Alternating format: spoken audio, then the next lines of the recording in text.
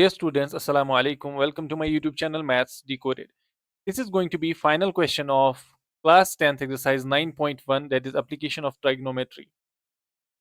It says a straight highway leads to the foot of a tower. A man standing at the top of tower observes a car at an angle of depression of 30 degree which is approaching the foot of tower with a uniform speed. 6 seconds later, the angle of depression of car is found to be 60 degree. Find the time taken by car to reach the foot of tower from this point.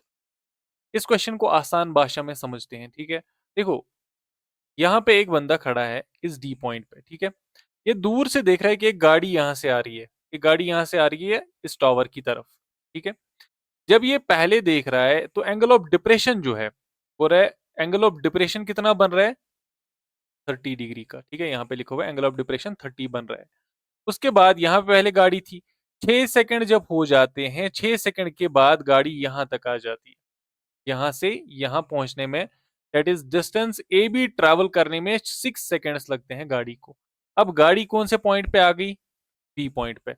अब ये बंदा फिर देख रहा है और गाड़ी की तरफ जो एंगल ऑफ डिप्रेशन बन रहा है वो 60 डिग्री बन रहा है। सीधी सी बात है, मैंने आपको पहले ही बोला हुआ है कि जितने यहाँ पे ऑब्जेक्ट के पास होंगे आप, तो उतना ज्यादा एंगल बनेगा। ठीक है, उतना बड़ा एंगल बनेगा। Find the time taken by car to reach the foot of tower from this point. अब ये बोल रहा है हमें कि हमें बताओ कि ए से बी तक तो 6 सेकंड लगी, तो बी से सी तक कितना टाइम लगा है, टाइम फाइंड आउट करना है। अब है ना थोड़ा सा डिफरेंट क्वेश्चन, जो मैंने आपको पिछली वीडियो में बोला कि ये क्वेश्चन है जो थोड़ा सा डिफरेंट है as compare to other questions, but easy question है ये।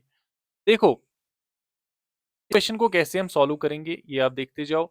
ये 6 सेकंड की डिस्टेंस। ठीक है, अब ए बी का रिलेशन हम देखेंगे with respect to B C, यानी कि ए बी जो डिस्टेंस है ना, हम ये चेक करेंगे कि बी सी के कंपैरिजन में कितनी है, या B C distance A B के कंपैरिजन में कितनी है।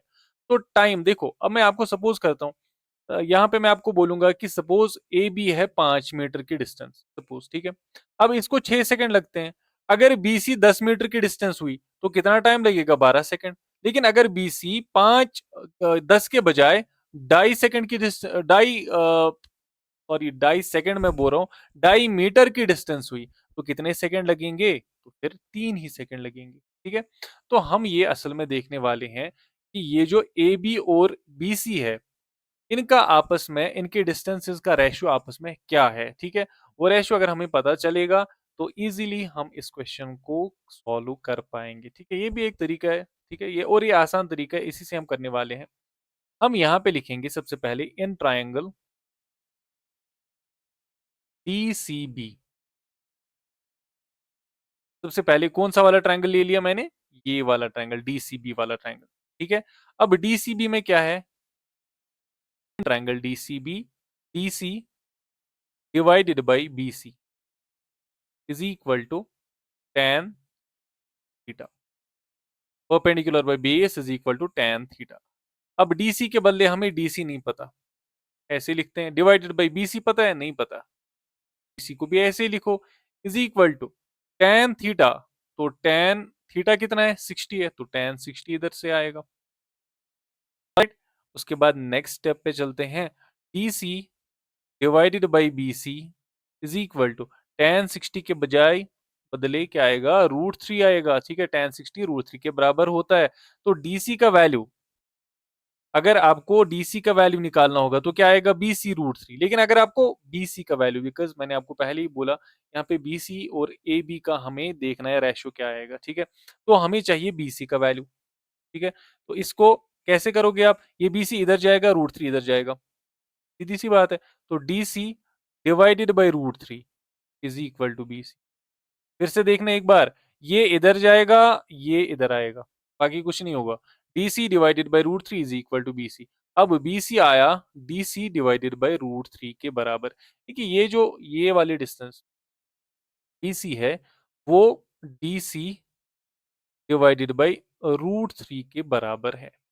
ऑलराइट, अभी कितनी है अभी नहीं पता, हमें चाहिए भी नहीं। ठीक है, हमें बस इसको ऐसे ही सॉल्व करना है। इसके बाद नेक्स्ट चलते हैं, अब लेंगे बड़ा वाला ट्रायंगल। इन ट्रायंगल, कौन सा बड़ा वाला ट्रायंगल, डी सी ए, डी सी अब देखो, DC divided by AC, DC ये वाला, ठीक है, परपेंडिकुलर डिवाइडेड बाय ये पूरी डिस्टेंस AC किसके बराबर है? फिर से tan थीटा के बराबर है, tan विच इंप्लाइज DC कितना है? नहीं पता, तो DC को ऐसे ही लिखते हैं as it is, divided by AC कितना है? AC को मैं लिख सकता हूँ क्या? AB plus BC। देखो, ये जो AC डिस्टेंस है किसके बराबर है? AB प्लस BC, वही मैंने इधर लिख दिया, ठीक है। Will be that will be equal to tan theta, और थीटा के बजाय, थीटा के बदले क्या आएगा? 30 डिग्री आएगा अभी, ठीक है। ये मैं इरेज करता हूँ, ये अब नहीं चाहिए हमें। इसके बाद विच इम्प्लाइज, यहाँ से मैं लिखता हूँ, ठीक है, DC divided by AB plus BC is equal to tan 30 के बदले क्या आएगा? 1 डिवाइडेड बाय √3 आएगा, राइट। विच इम्प्लाइज DC √3, ये मैंने ऐसे किया, √3 इधर जाएगा और ये AB प्लस BC इधर जाएगा। DC √3 is equal to AB plus BC, right. देखो, अब एक दो स्टेप्स हैं, एक दो स्टेप्स में ये हो जाएगा कंप्लीट। अब यहाँ पे BC का वैल्यू कितना है? BC का वैल्यू DC बाई √3, तो इधर से BC का वैल्यू क्या पुट करते हैं? DC बाई √3, बिकॉज हमें असल में क्या चाहिए? हमें AB और BC का कंपैरिजन आपस में देखना है, ठीक है। तो वही तो हमें चाहिए, बाकी तो नहीं चाहिए ना कुछ। तो DC √3, ठीक है, और BC का वैल्यू कितना है? BC का वैल्यू मैंने कितना दिया? यहाँ से DC बाई √3, तो अभी BC को पहले इधर लाओ, तो ये बनेगा -BC is equal to AB। देखो, मैंने क्या किया? BC को इधर लाया, तो ये माइनस हुआ इसमें से। अब यहाँ पे मैं लिखता हूँ, या फिर यहाँ पे ही लिखेंगे, फाइनल है, DC √3 माइनस BC के बदले में क्या लिखूंगा? DC by √3, DC divided by root is equal to, because मुझे चाहिए AB डिस्टेंस, ठीक है। तो AB जो है किसके बराबर अभी आएगा? बताओ, AB किसके बराबर आएगा? देखो, √3 DC √3 के साथ मल्टीप्लाई हो जाएगा, तो वो बनेगा 3 टाइम्स DC। अब मैं बार बार वो नहीं लिखूंगा। देखो क्या बनेगा इधर? इधर बनेगा DC √3 square, square root cancel होगा, फिर 3 इसके साथ मल्टीप्लाई होगा, तो 3 टाइम्स DC बनेगा, ठीक है। तो ये सारा मैं नहीं लिखूंगा, माइनस इधर DC है अपना, तो DC डिवाइडेड बाई नीचे √3, विच इंप्लाइज हमारा AB जो है, AB इज इक्वल टू, ये 3DC माइनस DC कितना हुआ? ट्वाइस DC डिवाइडेड बाई क्या है? रूट, तो 2 टाइम्स DC डिवाइडेड बाई √3, इसको मैं ऐसे भी लिख सकता हूँ ना, ये इधर ब्रैकेट डालूंगा। ये क्वेश्चन असल में हो गया कंप्लीट, बस थोड़ा सा आपको समझाना है, हो गया।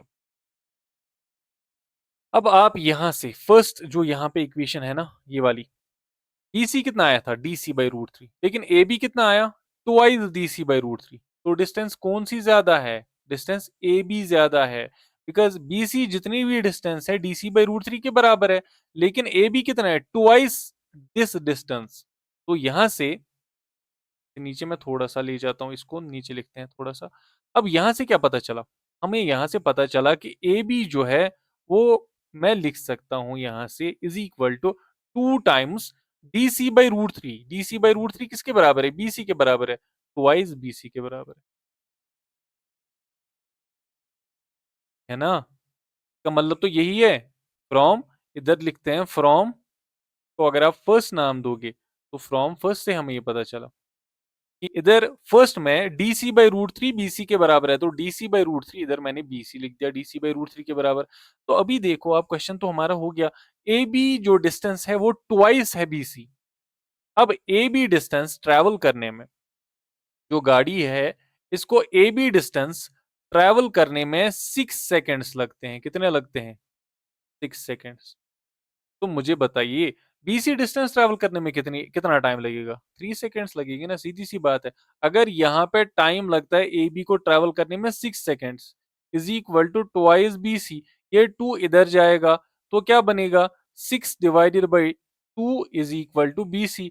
तो बीसी को ट्रैवल करने में, बीसी डिस्टेंस ट्रैवल करने में 30 सेकंड्स का टाइम लगेगा गाड़ी को। 3 सेकंड के बाद ये टॉवर के बिल्कुल नीचे खड़ा होगा। बात समझ आई? ये हमारा आंसर है, B C is equal to 30 seconds. कैसे किया देखा, पूरा हटके क्वेश्चन था, कहीं पे कोई वैल्यू गिवन नहीं है, बस हमारे पास ये एंगल्स गिवन है और टाइम गिवन है। तो टाइम के थ्रू ही हमने ये डिस्टेंस निकाली, ए बी बी सी, ठीक है। बी सी डिस्टेंस हमने फाइंड आउट की, वो D C by root three के बराबर है। उसके बाद हमने A B distance find out की, और ए बी डिस्टेंस जो है वो ट्वाइस बी सी निकली। तो अगर B C A B distance travel करने में 6 सेकंड लगते हैं, जो कि ए बी डिस्टेंस है ट्वाइस इसी डिस्टेंस, देखिए दुगनी डिस्टेंस है। अगर इसमें 6 सेकंड लगते हैं तो इसमें कितने लगेंगे? 3 ही सेकंड लगेंगे इसमें, सीधी सी बात, ठीक है। आई होप आपको ये पूरा जो चैप्टर है समझ आ गया होगा अलोंग विद दिस क्वेश्चन, ठीक है। इसके साथ हमारा ये चैप्टर है कंप्लीट हो जाता है। और अब जो बचते हैं, कुछ चैप्टर्स हमारे बचते हैं, अब एग्जाम टाइम भी वेरी नियर है। तो मैं सोच रहा हूँ इस बारे में कि पीवाईक्यूज जो है वो किए जाएँ, ठीक है? और साथ-साथ में हम ये सोच रहे हैं कि मैराथन सेशंस हम स्टार्ट करने वाले हैं, ठीक है ना? और उसमें मुझे आपका जो है सपोर्ट चाहिए।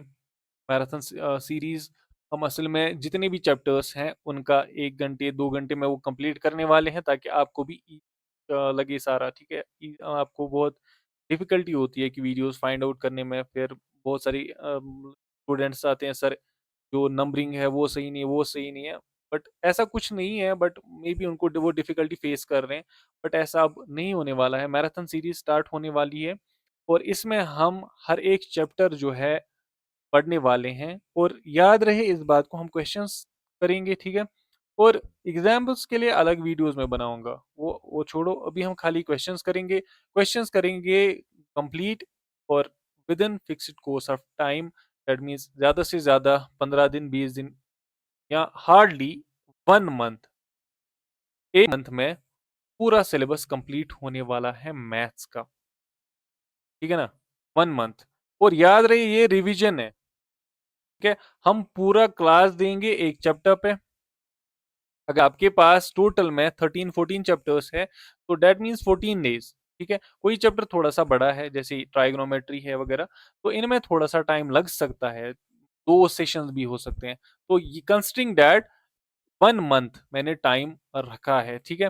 तो 1 मंथ में वो कंप्लीट हो जाएगा, बट मेक श्योर कि आप वीडियो देख रहे हो, साथ में आपके पास नोटबुक होनी चाहिए, साथ में आपके सामने बुक होनी चाहिए, और आप वो नोट कीजिएगा, और साथ-साथ में ये देखिएगा कि वो जो रिवीजन हम कर रहे हैं, आपने वो पढ़ा है कि नहीं है। अगर आपने बिल्कुल भी अभी नहीं पढ़ा है, तो आई थिंक बेटर रहेगा तब तक, जब तक हम मैराथन सीरीज़ लाएँगे, तब तक आप वीडियोज़ देखें, तब तक आप उसको थोड़ा-सा रिवाइज़ कीजिए, और उसके बाद जहाँ पे भी कन्फ्यूजन होगा मैराथन सीरीज़ में, वो सारा कन्फ्यूजन निकल जाएगा। और फिर उसके बाद, मैराथन सीरीज़ के बाद जब हम मैथ्स का रिवीजन करेंगे, तो फिर पीवाईक्यूज़ का टाइम है, प्रीवियस ईयर क्वेश्चंस हम करेंगे, और उसके बाद स्पेशल केस में मेरा गेस पेपर, मेरा गेस, और वो कंप्राइज होगा 3 हिस्सों का, 3 और 4 पार्ट्स का, और वो हम करने वाले हैं, एंड देन फाइनली एग्ज़ाम्स हम करने वाले हैं। और आप चाहें तो मेरे साथ जुड़े रहें, आपके लिए बहुत ज़्यादा फ़ायदा है, बिकॉज़ एग्ज़ाम का थोड़ा-सा टाइम रह गया है, तो प्लीज़ आप अपने आप को थोड़ा-सा अब असेंबल कीजिए, अपना टाइम जो है एक जगह पे रखिए, ठीक है? और अपने दिमाग में ये बिठाइए कि 10 साल जो मैंने 10 साल गुज़ारे हैं 10th तक आने के लिए, वो मुझे अब पार करना है, अब वो ही मौका है, मैं वो 10 साल जो है ना वो पार लगाऊँ। तो बेटर रहेगा आप लोगों के लिए कि आप पढ़ाई अब स्टार्ट करें और सीरियस हो जाए अपनी पढ़ाई को लेके, ठीक है? तो नेक्स्ट वीडियो में थोड़ा-सा आपको मैं बताने वाला हूँ कि कैसे क्या करने वाले हैं, तो वो भी वीडियो अपलोड होगा। तो thank you very much for watching this video. Stay connected to my YouTube channel for further updates.